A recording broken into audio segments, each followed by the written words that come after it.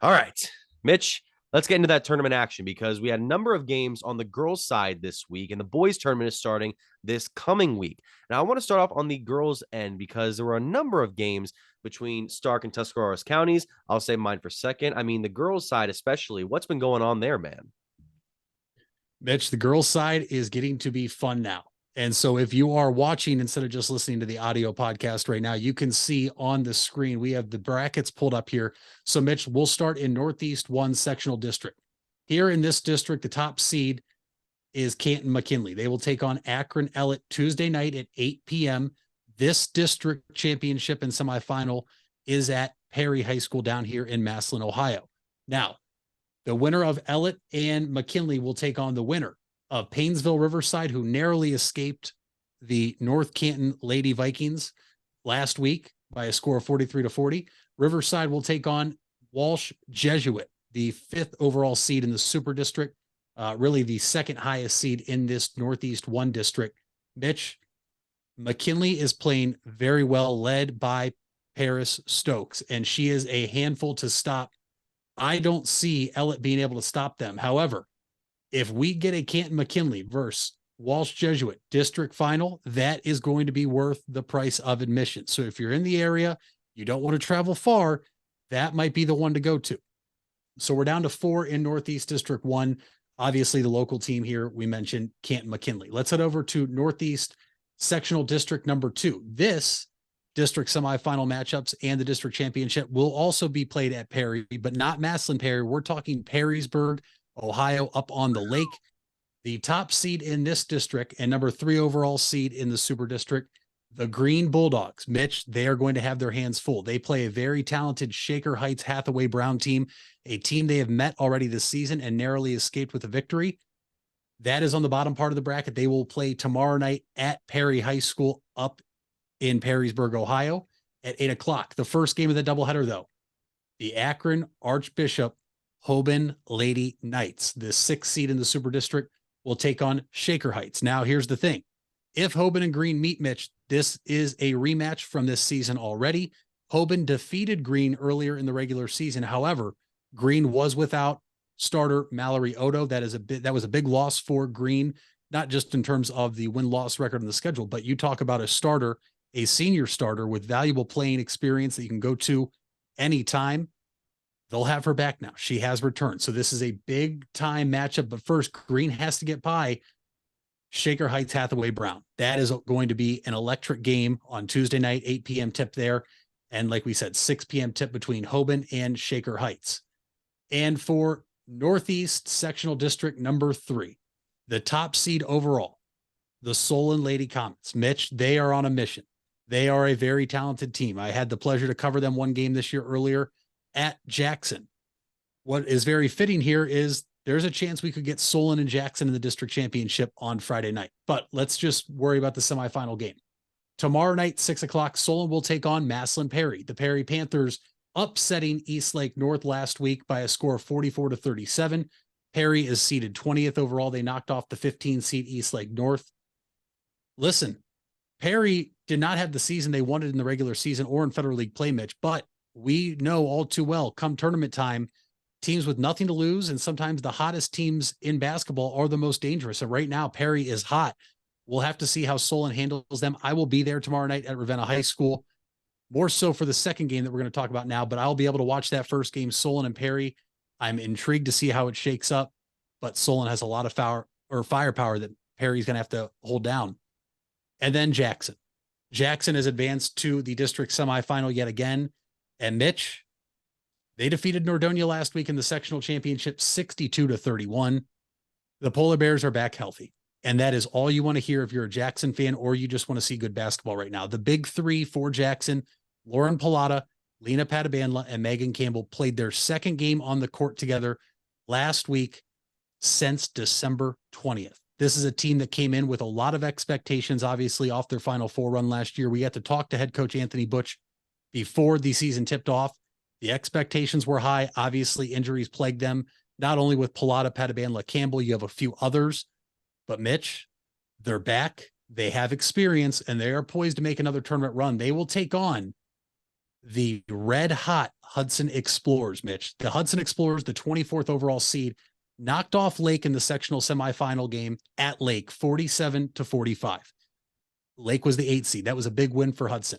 The question was Hudson going to be able to duplicate that performance again to advance the district semifinals? Well, newsflash, they did.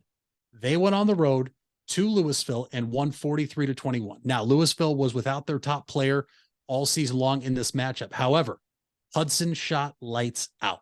And sometimes, even if you have a full healthy team, it does not matter, because when teams are hot from behind the arc with a hand in their face, there's really nothing you can do about it. And that is exactly what happened on Friday night at Louisville High School. Hudson 43, Louisville 21. Jackson will now take on Hudson in the second game tomorrow night at Ravenna High School at 7:30 p.m. after Solon and Perry. And Mitch, we are potentially shaping up for a Solon-Jackson district championship. Jackson and Solon met earlier this season. Jackson led for the first 35 minutes of the contest. Remember, 36 minutes played in high school basketball, or excuse me, 32 minutes played in high school basketball. So Jackson led for the first 31.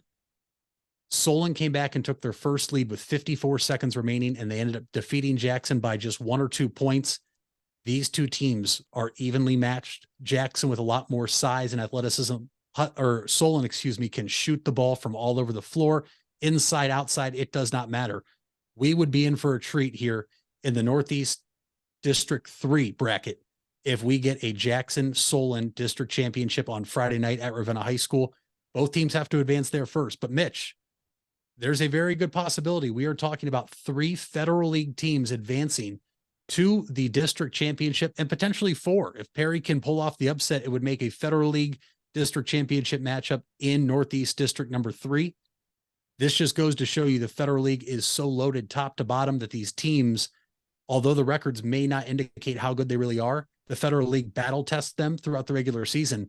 And should Jackson, Green, and McKinley advance, you have 3 Federal League teams representing the Fed in district championship games, potentially a 4th if Perry can get there, but Perry will have their hands full. But I am so excited.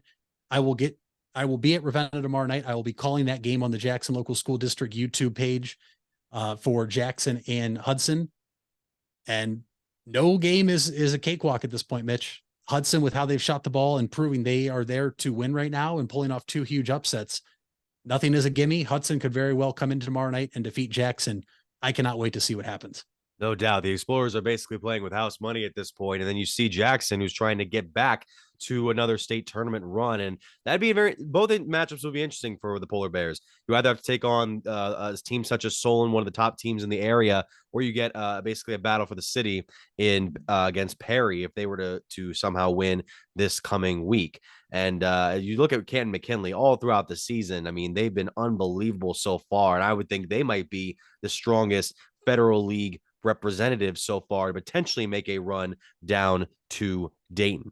So those are the Stark County matchups for this coming week here in tournament action. There also are a number of Tuscarawas County games that we had to get to this week. A number of them featuring some of the best teams in the area. As I adjust the screen here, I want to make sure I can get to the matchups that we will have for this coming week. So a number of the district semifinal matchups we will have include in Division 4, we have the Tuscarawas Central Catholic Saints, who are coming off of their first sectional championship since 2006. They will take on number 1 River over at Steubenville High School. So the two teams will have to travel a bit of ways away. And we have Strasburg and Highland, as we mentioned earlier on the This Week in Big Time Sports segment. That game will be played a little bit away from Berlin, a little bit away from Strasburg in Sugar Creek, as they will play at Garraway High School. The Hawks and the Tigers, 2 of the top teams in their respective divisions this year. Highland, of course, one taking a part of the South, Strasburg taking the North. And then in Division 3, the Tusky Valley Trojans, Mitch. Tusky Valley was down big in the start of the 4th quarter this past week against Martins Ferry. They outscored the Purple Riders 22-2 in the final quarter and ended up winning 51-44 in Zorville. And now they get a date with the Cadets of Fort Fry, number 3 in the tournament. And that game to be played at Buckeye Trail High School. A number of games that we were able to see, as we mentioned there, 51-44 Martins Ferry. Some teams like Claymont were eliminated from the tournament, as well as Garaway, who lost to River in a very close one, 29-25. The Pirates had a very good defensive front, but unfortunately could not prevail. Excuse me. He also had Waterloo beating East Canton 57-24. So that is what we will be seeing this week, as we have many girls games coming up in the Division 3 and 4 tournament. Now, as for Dover and New Philadelphia, their seasons both came to an end earlier this weekend, as the Quakers, coming off that amazing sectional semifinal win, ended up falling at the hands of the Carrollton Warriors. That game was 43-33, while the Dover Crimson Tornadoes are now officially out of the tournament as well. So, Mitch, when we look at the boys tournament now, what are some of the top matchups that we will be seeing this week? I know we talked about some of the ones earlier off camera, but I mean, what should the public look out for? Well, Mitch, I think the public should look out for, first off, making sure they're looking at the tournament draw and bracket. There was a lot of confused people this week, and you and I have talked about this off air. There was a lot of people who thought Jackson's season came to an end, as well as Green, because they were still playing regular season matchups, and they both dropped games on Friday night. Yep. That was just regular season matchups. Green lost to Nordonia. Jackson lost a close one to Shaker Heights. That is not the case. Now it is winner go home time for everybody. So once again, as I pull it up on the screen, if you are watching, I will pull up Northeast 1 sectional district, which Macedonia Nordonia is the top seed in this district. You look over here, Canton McKinley will take on Euclid at the field house on Wednesday night. The winner of that game will advance to the sectional championship to take on a very tough Nordonia team, Mitch. They are legit. They held Green this past weekend in the final regular season matchup to just 34 points in the contest. They are very gritty, phenomenal defensively, and they can score. McKinley, though, Mitch, I had mentioned to you all season long, they're a team I wouldn't want to play, because when they show up and they're on, they could end up being one of the top teams in this district, and not perhaps regional, should they win the district. So you have McKinley playing Euclid. You have Warren, Howland, and Cuyahoga Falls. No teams there. Eastlake North and Mentor in the top half. Obviously, none of those teams we cover. Massillon, Washington will travel to Hudson on Wednesday night to take on Hudson in the sectional semifinal game. The winner of that will advance to play Hoban. Hoban is a very tough team. They returned a lot of players last year from their district championship team that ultimately won the Twinsburg district over Jackson. That's a team I wouldn't want to see. And then Mitch, the bottom part of that bracket is the game that I think everybody wants to watch. Uniontown Lake, or for everybody around here, as we know them, the Lake Blue Streaks at Glen Oak, Wednesday night, 7:00. Once again, that's our big time sports game of the week. I have no idea how that game's going to go. All I can tell you is I expect it to be very physical. I expect it to be back and forth, and I expect it to be one of the top games that you will see throughout the entire playoffs, because these teams are so evenly matched. Like I said, split the regular season series 1-1, winning on the other team's home court. This game at Glen Oak, the winner will advance to the sectional championship to take on Austintown Fitch. Now, Glen Oak is the 7th seed. They are the higher seed. So if Glen Oak wins, it would be at Glen Oak. If Lake wins, they would have to go to Austintown Fitch then to take on Fitch. Mitch, this district is loaded. I could see a number of teams coming out of it. Obviously, the favorite as of now is Nordonia, being the 3rd overall seed in the super district and top seed in this district. When you look at Northeast number 2, Mitch, we start Stowe Monroe Falls, the number 1 overall seed in the super district out of Northeast districts 1, 2, and 3. They are legit. And this is a team that lost in the district championship last year at Alliance High School to Green. They return every single player from that team, and that is a big reason why they are the top team in the district. They will take on Ashtabula Lakeside. Winner will face Aurora. You have Twinsburg, Paynesville, Riverside. The winner, Mitch, advances to play Dover. You just mentioned that when we were talking earlier this segment about who Dover will wait to face. And then the bottom of this district too, Mitch. This could be a lot of fun.